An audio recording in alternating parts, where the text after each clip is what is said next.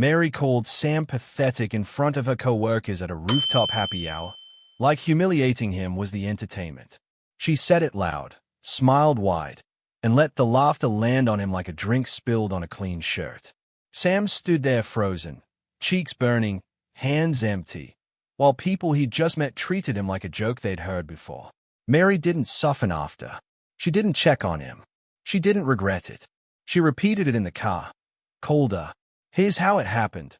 How a good man ended up getting publicly shamed by the person he trusted most. Sam and Mary met in Charlotte, North Carolina, the kind of city where new buildings pop up like weeds and everybody acts like they've always been there. Sam worked nights at the UPS hub and still found time to show up for Mary like it was his second job. He wasn't flashy. He was steady. Mary loved that at first, said it made her feel safe. They laughed about their differences. She was heels and perfume. He was boots and a clean hoodie. Their first real date was a diner off Independence Boulevard, split pancakes, and argued over music like it mattered.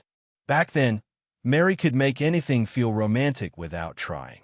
She'd reach for Sam's hand in the grocery store like she was claiming him, then whisper a joke that made him snort laugh right in aisle 5. Once, they got caught in a summer storm and ran into a gas station, both soaked, and Mary started singing old R&B like she was on stage. Sam joined in, off-key and proud. A stranger filmed them and laughed, not at them, with them. Mary kissed Sam under the flickering lights, and he thought, that's my wife. That's my life.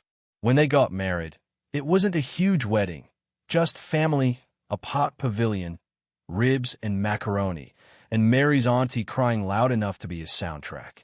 Sam wore a suit that didn't quite fit, but he stood tall. Mary looked at him like he was the only thing worth seeing. He still remembers her saying, "You're my piece." Sam took it serious, the way he took everything serious. He started saving harder, working extra shifts, fixing the little things around the apartment before Mary even noticed they were broken. The funny part is Sam used to complain about Mary stealing his hoodies, but secretly he liked how she looked in them, like she belonged in his world too. She'd wear one, curl up on the couch, and demand he rub her feet like it was a legal requirement. Sam would pretend to negotiate. "I'll do it if you admit I'm the better cook." Mary would roll her eyes, then grin, and say, "Boy, you burn cereal." They'd play wrestle for the remote, then end up watching the same movie anyway, her head on his shoulder. The shift didn't happen like a movie twist. It happened like a slow leak you don't notice until the floor is wet. Mary got a new job uptown in an office with glass walls and people who always looked dressed for a photo. She started staying later. She started calling Sam while still in the building, voice sweet but distracted, like he was background noise behind her real life. Sam told himself it was just the adjustment. He cooked dinner and kept it warm. He learned her new schedule like it was his own. Then the little rules appeared. Don't call me during meetings.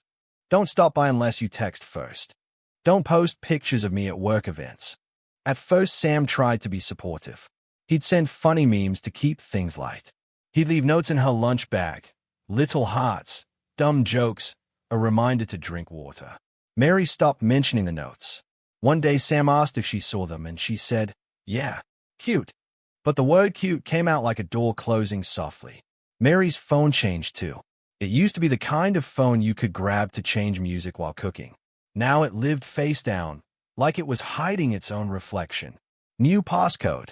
New habit of stepping into the bathroom to take calls. Sam didn't want to be the jealous husband. He'd been raised to believe snooping was a character flaw, so he swallowed questions and tried to earn her softness back. He cleaned more. He listened longer. He didn't realize he was training himself to accept disrespect as normal. The first time Mary really cut him, it was small enough to deny later. Sam came into the bedroom and told her about a supervisor at work offering overtime. He was proud. Extra money meant a better apartment, a trip, something. Mary didn't look up from her phone. She just said, "You always talk like that's impressive." Sam blinked. "Like what?" She shrugged. "Like being tired is a personality." Then she laughed at something on her screen, not at his face, and Sam felt stupid for wanting to share good news. Sam still tried to keep romance alive, because he believed love needed effort, especially when life got heavy. He planned a little date night at a soul food spot in Charlotte, candles and live music. He wore his best jacket. Mary showed up late, scrolling through her phone, lips pursed like she was doing him a favor. Halfway through dinner, Sam joked, "Can I get 5 minutes of eye contact?" He tried to make it playful. Mary smirked and said, "Look at you, needy." The word landed hard. He laughed anyway, because that's what he did. He patched holes with humor. A week later, Mary said she wanted Sam to come to a happy hour with her coworkers in Southend. Sam was surprised, in a good way. It felt like an olive branch. He told himself, "See, she still wants you in her world." He even got a fresh haircut and asked his cousin for cologne recommendations like he was 17 again. On the drive, Mary played upbeat music, tapped the steering wheel, and for a minute she looked like the old Mary. Sam let hope climb back into his chest like it had a key. The rooftop was loud and shiny, full of people with expensive smiles. Mary greeted co-workers like she'd known them her whole life. She introduced Sam around, and he kept it polite. Handshakes, nods, small jokes. Someone asked what Sam did. "UPS nights," he said, "and I pick up extra where I can." A couple people nodded, the way people nod at hard work from a safe distance. Mary ordered a drink, leaned into the group, and Sam watched her glow in a way that didn't include him. Then it happened. Someone made a joke about marriage, something light, and Mary looked right at Sam like he was her prop.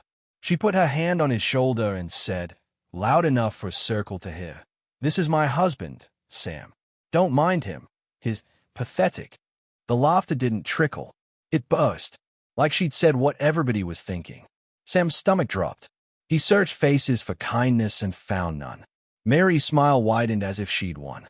Sam stood there, trying to breathe through humiliation while strangers tasted his shame like dessert. In the bathroom, Sam stayed into the mirror and tried to pull himself together. His eyes looked too bright, like tears were waiting for permission.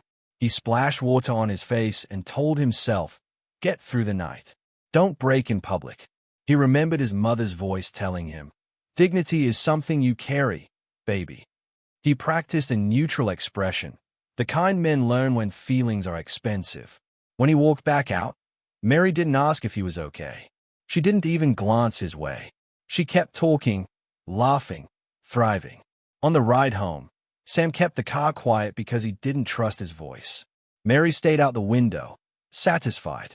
Finally he said, "That hurt." Mary sighed like he'd complained about traffic. "You're too sensitive," she said. Sam looked over. "You called me pathetic." Mary shrugged. "Because you are. You act like a sad puppy, always trying." She said it like she was stating a fact, like she was doing him a favor by being honest.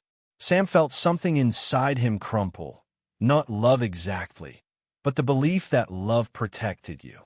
The next morning, Mary moved around the apartment humming, like nothing happened. Sam made breakfast out of habit and watched her eat without looking at him. He wanted an apology, not even a big one, just a "my bad." Instead, Mary asked if he could drop her off at work because parking was annoying. Sam did it. He watched her walk into that glass building without turning around. He sat in the car a long time afterward, gripping the steering wheel, feeling like he'd been demoted from husband to inconvenience.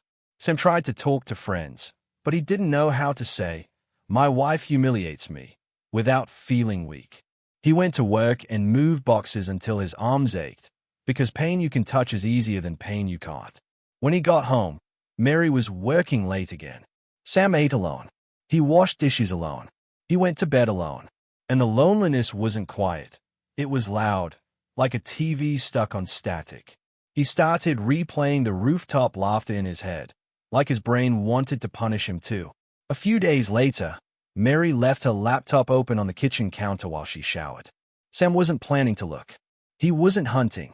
He was just passing by when a notification popped up across the screen. "Can't stop thinking about that hotel in Raleigh again," smirking face. Sam froze. Raleigh. Mary had told him she was there for training. His mouth went dry. His hands tingled. He felt the floor tilt, like his body couldn't find level ground. For a second he hoped it was spam, a joke, anything else. But the sender's name was familiar from happy hour. Sam sat down because his knees felt unreliable. The laptop screen was already awake. Email visible. Work email, not some hidden app. Sam's heart pounded as he read the subject line. Q3 travel scheduling. It looked normal, like business.